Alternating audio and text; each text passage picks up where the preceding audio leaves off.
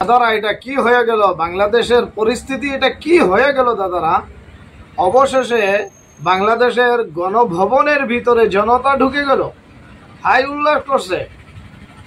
আপনারা ভোট দিবার সময় গণ্যমান্য ব্যক্তিকে ভোট দিবেন, জ্ঞানীগুণী ব্যক্তিকে আপনারা ভোট দিবেন, যাকে সরকার বানাইলে দেশের উন্নত হয়, জনগণের উন্নত হয়, মানুষের উন্নত হয়।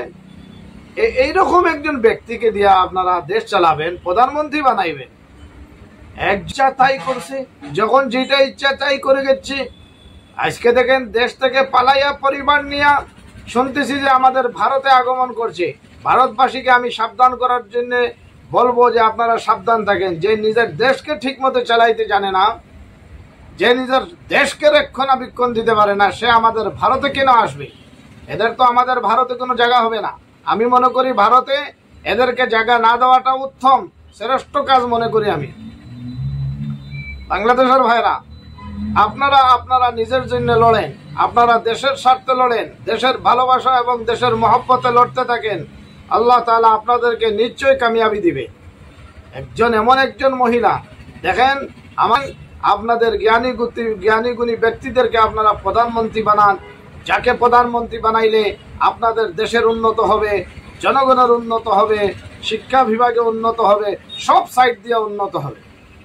আজকে শেখ হাসিনা নিজের দেশ ছাড়িয়া, নিজের বাড়িঘর ত্যাগ করিয়া, নিজের পার্লামেন্ট ত্যাগ করিয়া আজকে পালাইতে হচ্ছে। কেন পালাইতে হচ্ছে জানেন? বাংলাদেশের বড় বড় উলামায়ে কেরামদেরকে অপমান করার জন্য। বাংলাদেশের বড় বড় মহান ব্যক্তি যারা ছিল, ওদেরকে অপমান করার শিক্ষাটা আল্লাহ সুবহানাহু ওয়া তাআলা আজকে আপনাকে দিয়ে দিয়েছেন। আজকে বড় লজ্জার বিষয় এটা।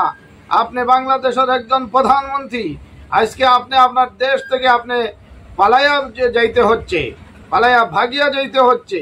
আপনার তো লজ্জা থাকা দরকার। শেখ হাসিনা, আপনার কি এখনো লজ্জা হয় নাই? এখনো আপনার সহি জ্ঞান আসে নাই? আপনি কি বুঝতে পারেন নাই আপনার ভুল কোন জায়গায় হয়েছিল? আপনারা দেশ ছাড়িয়া, ভবন ছেড়ে দিয়া, পার্লামেন্ট ছেড়ে দিয়া আজকে পালাইয়া যাইতে হচ্ছে।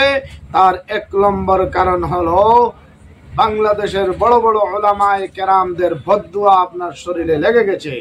আল্লাহ ছাড় দে, ছেড়ে দে না, এটা কি আপনি জানেন না?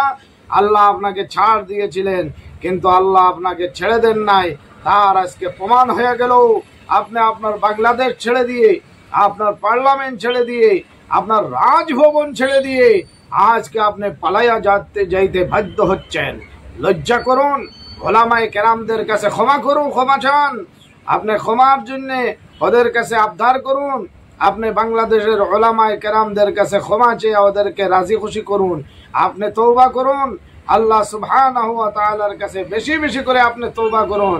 আপনি নাইবে নবীদেরকে অপমান করেছেন, নাইবে নবীদেরকে আপনি জেলবন্দি করে রেখেছেন।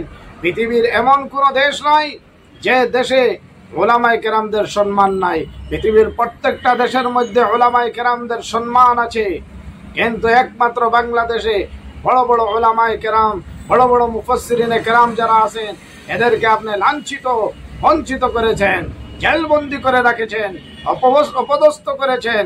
আজকে আল্লাহ তার বদলা নিয়েছে। এখনো সময় আছে, এখনো সময় আছে। আপনি তওবা করে ঘুরে আসুন, উলামায়ে কেরামদের কাছে আপনি ক্ষমা খুঁজুন।